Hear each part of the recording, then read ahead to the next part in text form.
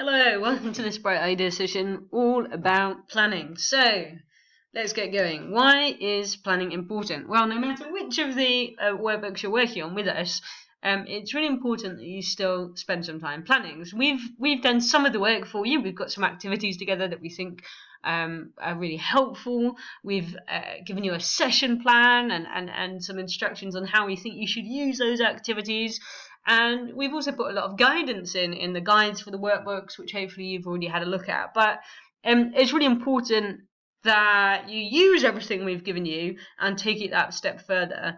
Part of the reason I think is that it's really important that we do a good job, that we're professional for the pupils we're working with. So it's incredible and makes a huge difference that you volunteer your time and give up your time to work with these young people. But just because you're volunteering, it doesn't mean they deserve any less than the best. So I think it's how we come across, the fact that we're treating this seriously, that it sends a message to the pupils that this matters, that they matter, I think is really important. So if you'll allow me to think about if you were cooking a meal for someone, you probably would have a look at the recipe in advance, check you had all the right ingredients.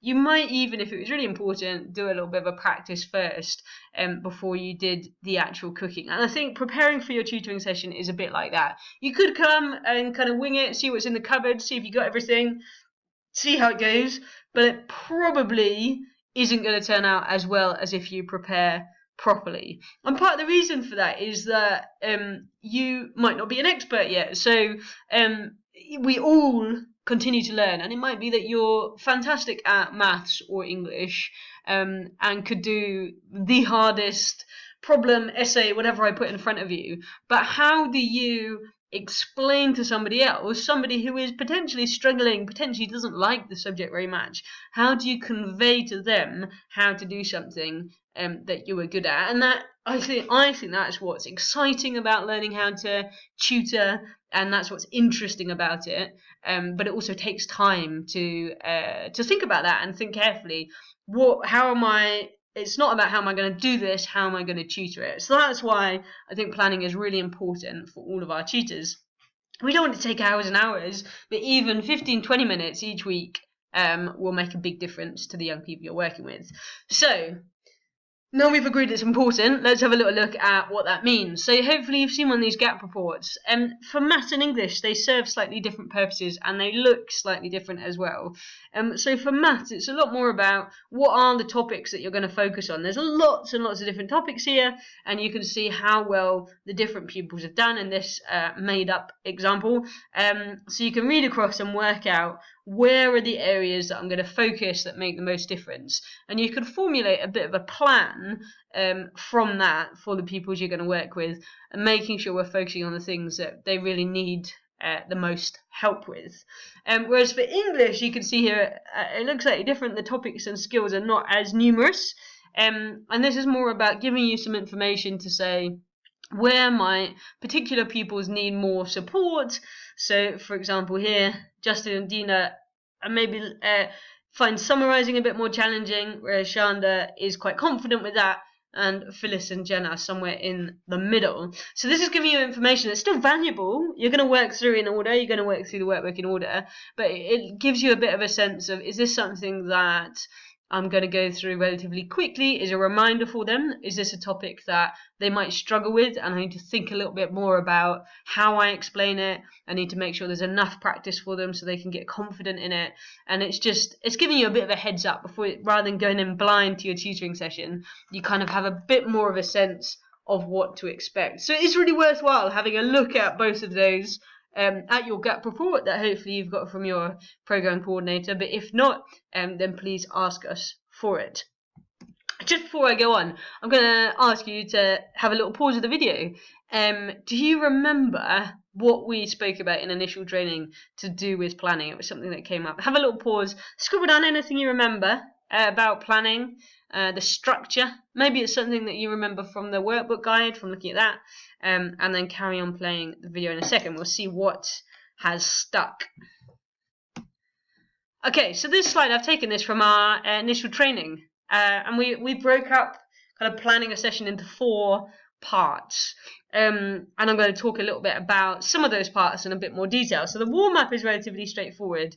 We've given you in maths, both primary and secondary, some arithmetic to have a look at. In primary English, we want to focus on reading for pleasure because that has a huge impact on pupils both long term but also in the short term. And in secondary English, we'd encourage you to focus on vocabulary or spelling, punctuation, and grammar as an activity. Then reflecting on last week. So this is all about thinking about what did they do the previous week, maybe a little question on that, what you've done. Checking your understanding as you're going through your kind of skill focus for the session, and asking yourself, if someone speaks to your pupil just after they've left the session, what would they say they learnt? If they spoke to them 2 hours later, if they spoke to them 2 days later, what would they say? And how have you planned your tutoring to try and help them remember as much as possible? And then the plenary, which is about rounding off your session really nicely and consolidating learning, seeing what your pupils have learned, checking in. So let's look at some of these in a bit more detail. Like I say, the warm-up is relatively straightforward. So I want to think first about retrieval practice and reflecting on last week. So a lot of the time we focus on putting things into people's heads, getting them to remember stuff. And there's things about thinking about, knowledge, almost as if we could pour it in to someone's head. But they might be reading something, they might be listening to an explanation. It's all kind of, they might be highlighting something, but it's not trying to force things into their head. Whereas it's really, really important to pull knowledge out as well. Check what's in there. And that's what this kind of reflecting on last week is all about, is this idea of retrieval practice. You might have heard of something called the testing effect. It's kind of talking about that same idea. So in the short term, the problem is this might feel kind of harder or a little bit demoralizing because you won't remember things straight away. I don't know whether you remembered that slide from the initial training, or if you remembered the guide to the workbook, what you remembered from that. But in the longer term, if we test ourselves, if pupils get used to being tested, I mean test in like a low stakes way here, you could say quiz, whatever you want to use, but it does help memory in the long term, so it's really worth doing. You can have a look at retrieval practice. I've put a little link down there. There's a website that's got some really interesting ideas about that in a bit more depth. So that's reflecting on last week. Skill focus for the session. Interleaving is something that's quite an interesting idea. David Didau is someone you could search for to find out a little bit more about this, or if you search for interleaving, a load of stuff will come up.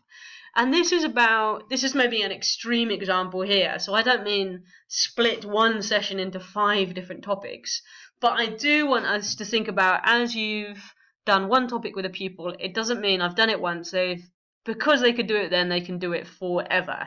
So in your development journal, your Bright Ideas development journal, if you turn to the page on planning, you'll find this. And this is all about helping you think about, what am I going to do as a starter? And that, might be more straightforward. It might just be the arithmetic practice you're going to do. It might be, what are you going to bring in to read in English? What's the vocabulary activity you're going to do in secondary English?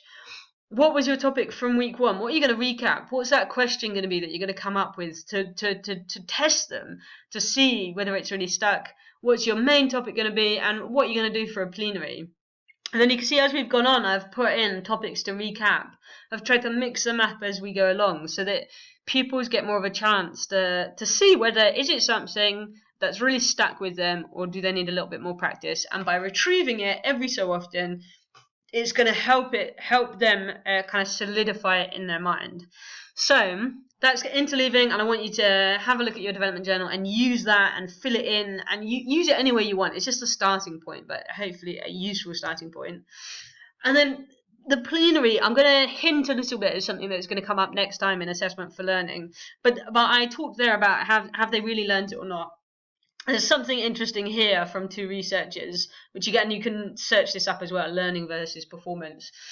Talking about, is it something that a pupil has really learnt, that's gone in properly, or are they performing? I'm not sure if this is the nicest performance, but it's a little visual to get us thinking about, is it a performance or have they learnt it? And Assessment for Learning and a plenary is a good way of thinking about that and checking in on that. So there's something from the teacher toolkit here that I've shared. I've picked out a few top tips which I'll let you have a look at.